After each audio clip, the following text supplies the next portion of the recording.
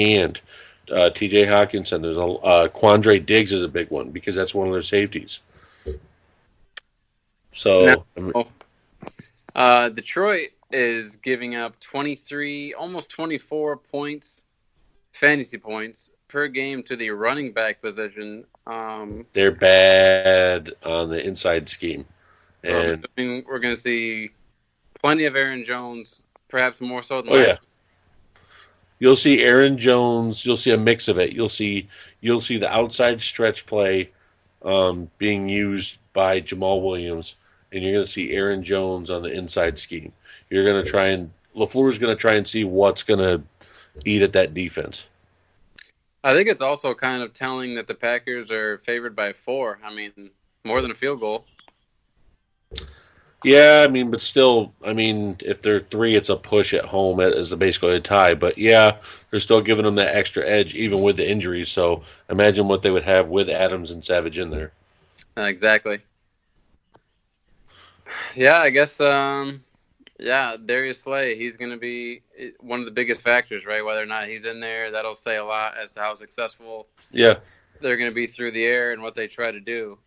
How much of Aaron Jones we're going to see. I think after last week, you're going to see a lot more run action because it seems like they're going to be a team that's going to try to anticipate what the team wants to do based off of what's on tape previous.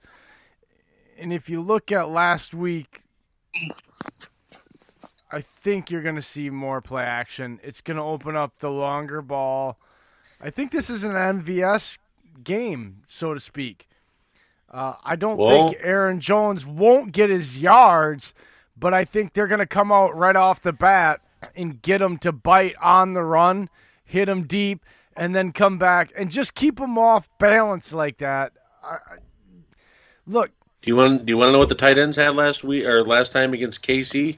And that's with a healthy defense for Detroit.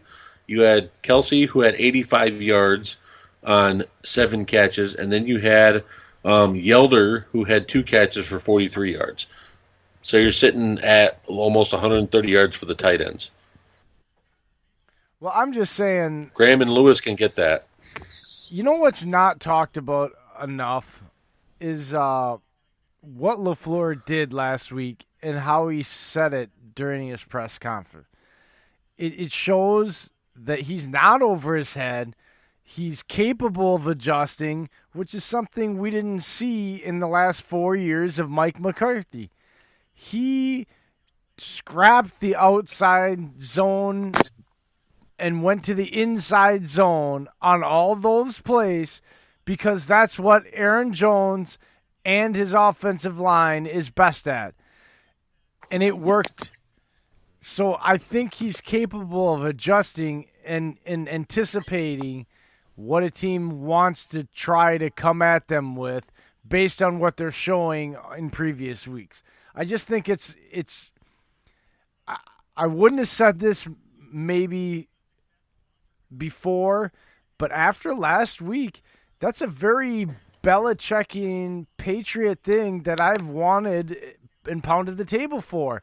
He absolutely just blew my mind with him saying that. It's not talked about enough in the media. He ate his own crow on his own running scheme he used last year in Tennessee. And it was that was the biggest story last week and not talked about. Nobody talked about it. Rookie head coach is doing that too, Dillon. So that's the thing is if LaFleur is seeing that during the game on what works and he adapts to it in game. And obviously, too, I think he's also listening to Pettin on other stuff that he's seen from being a head coach as well. I mean, you got to think, he's got his ears open to almost anything to try and adapt to a game in-game and through the practice week. So, nonetheless, I'm taking Green Bay. I think they win 27-20. Well, I'll say this. You just touched on it a second ago with the injuries for Detroit, but Mike Daniels, Deshaun Hand, A'Shaun Robinson, all questionable for this game. Hawkinson, Diggs, yeah. Yeah, I would be looking to shove whoever's in front of me on the defensive line if I'm the Packers all game long and just give Aaron Jones the ball as many times as I can. Elton Jenkins and Corey Linsley are good interior rush. Run blockers too. So, Elton Jenkins showed that last week against Dallas. Well, there we have it. I'm taking the Packers as well. No need to be a contrarian here. It's not in Detroit, and Detroit has plenty of injuries to boot. I think if we were dealing with a fully healthy Lions team, and if this was in Detroit Motor City, I might be putting some money down, but no need to get risky here. Look at you. Also, too, it's supposed to get a little chilly that night. It's supposed to drop down to about 38, 37 degrees, plus also a 10 to 12 wind chill, which is going to be putting it right around 25 degrees. A little bit of frost on the frozen tundra starting to come. And Detroit's had a little bit of... It's October. I'm pissed. I love it. You shut up. Green Bay football, you don't baby. live in it. I don't need snow in October. As Dylan and I sit down here in the CSRA of South Carolina, Georgia, 60 degrees is a low. That's ridiculous. Well, fire in my house believe it or today. not, first and goalers, believe it or not, Twitter world, we made it through an entire matchup week. We got all our picks out, and that's that. There you go. There's the fantasy analysis. There's the game picks. And I believe this is where you guys take over. Oh. Take over? No. You're not done yet, Dylan. You might have done matchups and all that, but you really didn't answer any needed football fantasy questions. So you're not just getting off just because your earbuds died and you tried to run away on the call. No, you're not done. So, sit-ems and start-ems. Come on, Dylan. What are they? Well, I think a huge stardom for quarterback this week is Matt Ryan taking on the woeful Arizona pass defense, giving up 23.2 fantasy points to the position every week. Matt Ryan himself is scoring 21 fantasy points per game. Julio Jones finally gets in the end zone after a little bit of a drought. Maybe even Ridley and Sanu join the party as well. Austin Hooper has seen quite an emergence this season, and with the Cardinals completely forgetting that the tight end position even exists, I think that this entire Atlanta offense could get the quote-unquote get-right game, as we mentioned earlier. So Matt Ryan becomes my start for quarterback. At running back, I absolutely love Aaron Jones this week. We just talked about all the reasons why. You've got injuries along the Detroit defensive line. You've got the huge performance that Jones is coming off of last week. And, of course, you've got the Monday night factor, prime time. I think that always juices guys up a little bit of an adrenaline boost. I love playing guys on Monday and Sunday night for that reason. And at the wide receiver position, my start of the week becomes... Oh, boy, I wanted to say Chris Godwin. But the more I think about it, I'm taking the legend, Larry Fitzgerald, up against Atlanta Falcons, who are going to be without Desmond Trufant this week.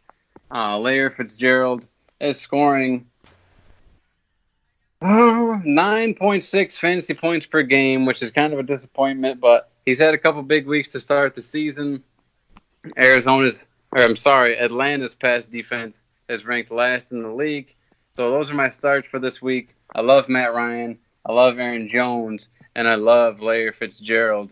When it comes to sits, boy, even in what seems to be an appealing matchup with the Rams, I still don't like Jimmy G. I still don't like the way the weapons are being utilized, and I especially don't like the fact that George Kittle is listed as questionable this week with a groin injury. So the undefeated 49ers quarterback is my sit this week going up against the Rams. Another sit for me, believe it or not, is Melvin Gordon. I know he was supposed to get more touches this week, and it's going to be a Sunday night primetime game. You would think this would be all the right formula for him to get back on track. But I just think that the Steelers are, as I said before, a better rush defense than they are pass defense. I think this gears up to be more of an Austin Eckler game, and you're going to have to wait another week to see a big one from Melvin Gordon. Sit him. And then for wide receivers, boy, it would be kind of easy to say DeAndre Hopkins. He's a big name, and he hasn't been performing well. But I think DeAndre actually is going to do just fine this week. A guy who I think is going to underperform is DJ Chark. I know I said earlier that we were looking forward to that matchup between him and Marshawn Lattimore. And Marshawn is truly, just one of the most talented young cornerbacks in the game. And the way this defensive line is getting after it to begin with, I think Gardner Minshew is going to have enough of a time really finding any lanes downfield. And I think that although DJ Chark has become a set-it-and-forget-it wide receiver, hell, he's got 5 touchdowns in 6 weeks. That's not too bad for a guy taking where he was out of LSU. But DJ Chark is my sit for the week. Okay. Top 5 guys to trade for, or top 2, and top 2 guys to trade away. We go through this every week, bud. Well, a guy I think you should be looking to trade for right now is a guy who is coming off of his bye week, so you don't have to worry about taking a week off anymore.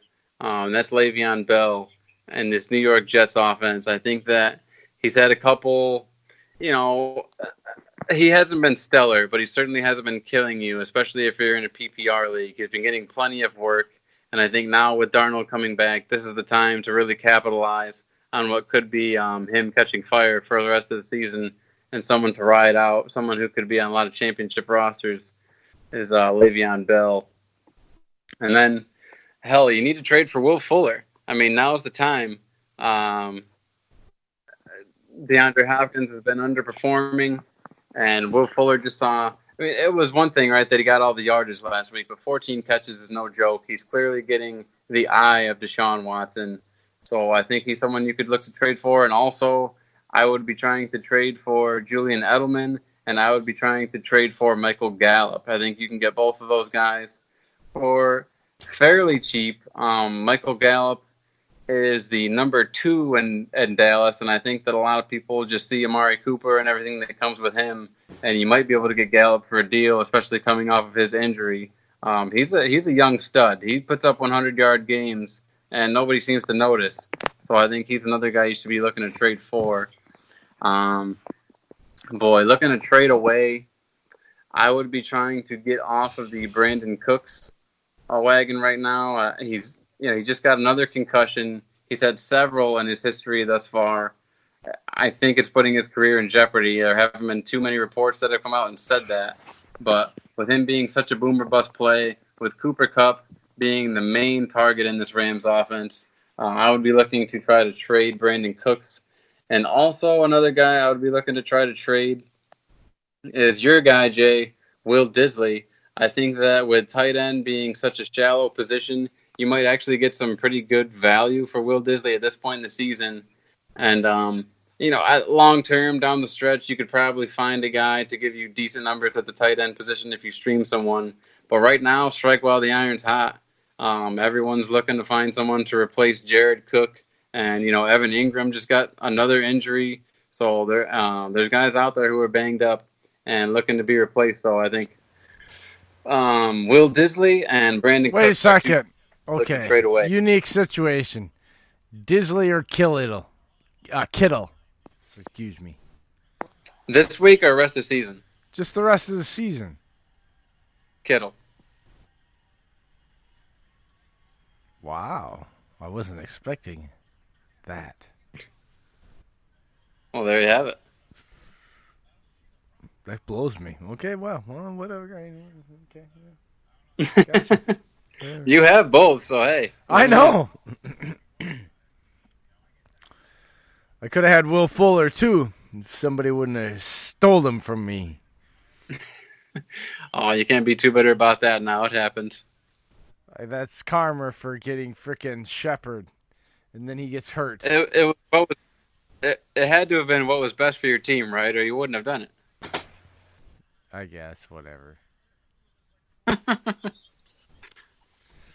Anything else in the fantasy world, Dillon, that we should know, that people should know, that they have to have before they play tomorrow? Yeah. The the Bucks and the Panthers play at 9:30 again in the morning. So if you've got anyone you're counting